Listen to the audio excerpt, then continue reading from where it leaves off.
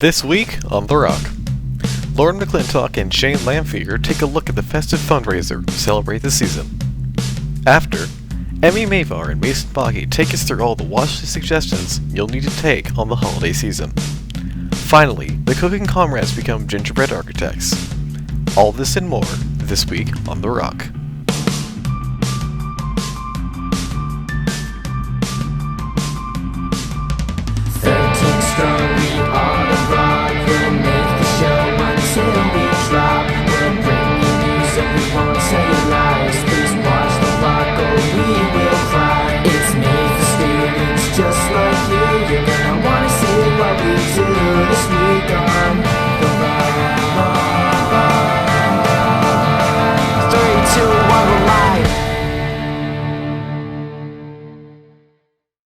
Welcome back to The Rock AHS. I'm Lauren McClintock. And I'm Shane Lamphere. We've got a festive show for you today. First, we'll look into this year's ASF fundraiser, Celebrate the Season, and how it's changed due to COVID. Lauren and I bring you a segment all about it now. Hey everyone, I'm back with another update about ASF. Anacortes Schools Foundation works tirelessly during this busy season to make sure that our Anacortes School District programs stay up and running. For more information on our upcoming event, Celebrate the Season, here's Marta McClintock. So Celebrate the Season is an annual event that is hosted by the Anacortes Schools Foundation.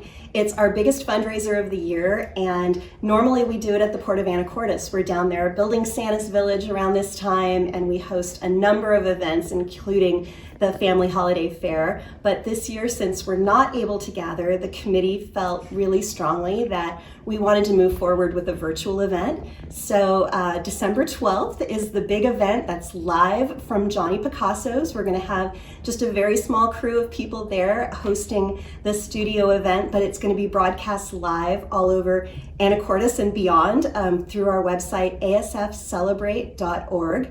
But really fun, today you can actually get in on the action. So our live auction opens today, December 10th at 5 p.m.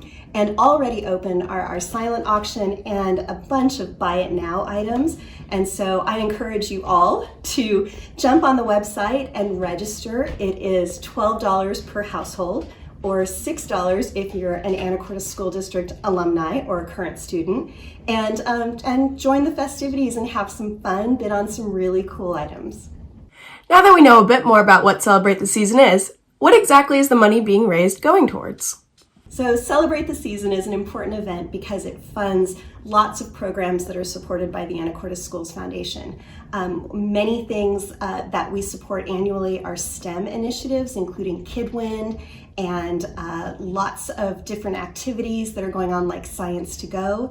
And then we also are focusing on mental health this year. Knowing that the pandemic has taken a toll on our students, we support initiatives from kindergarten through 12th grade that help support students.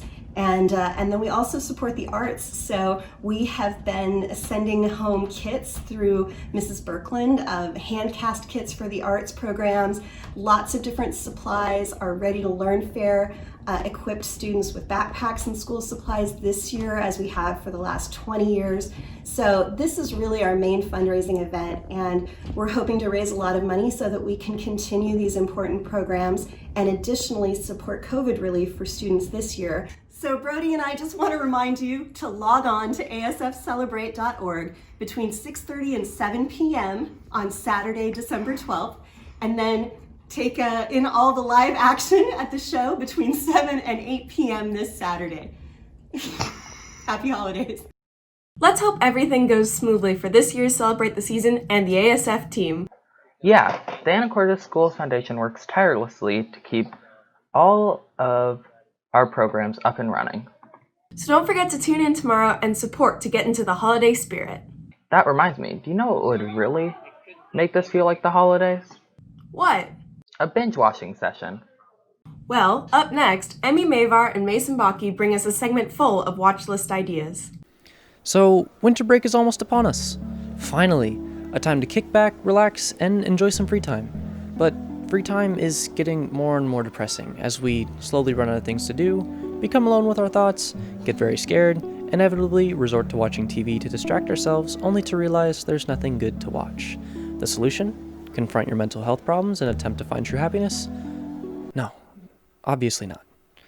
You just need to find something good to watch. So here are my top, six things to watch this winter break. Queen's Gambit. This show has single-handedly made it impossible to buy a chessboard anywhere, and for good reason.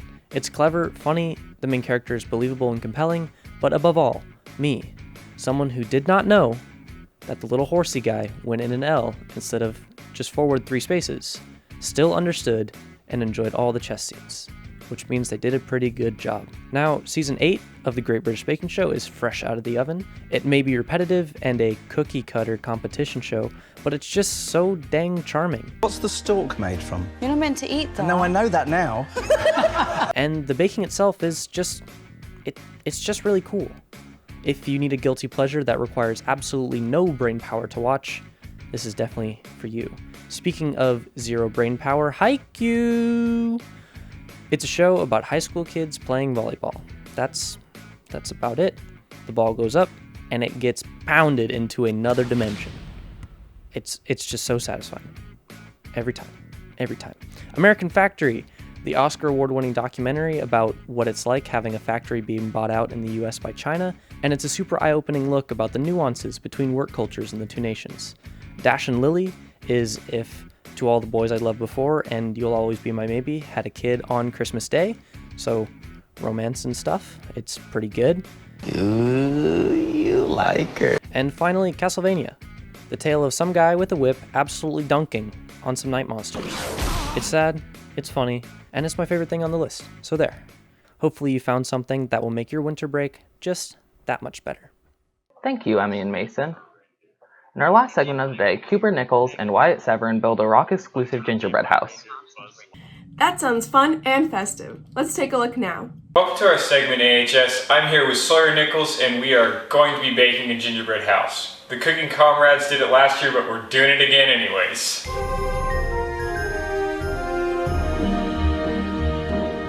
Step 1. Bake. We'll turn the oven on to 350 to bake. To begin, take 1.5 cups of brown sugar, 1.25 cups of margarine, and 2 cups of dark corn syrup and mix them together. Heat the mixture in the microwave until all the margarine melts and the brown sugar dissolves. Then add half a teaspoon of salt to 6 cups of flour. Pour the syrup mixture and the flour mixture into a mixing bowl and then combine thoroughly. When you finish mixing, take a piece of parchment, add a little bit of flour so that it doesn't stick. Take a dollop of dough and roll it to roughly 1/4 inch thick. Put the sheets of dough in the oven and bake until the edges are lightly browned. This should be roughly 12 minutes. It's now time for step 2, cutting. For this part of the process, we'll use a CO2 laser, but a razor blade would work fine as well.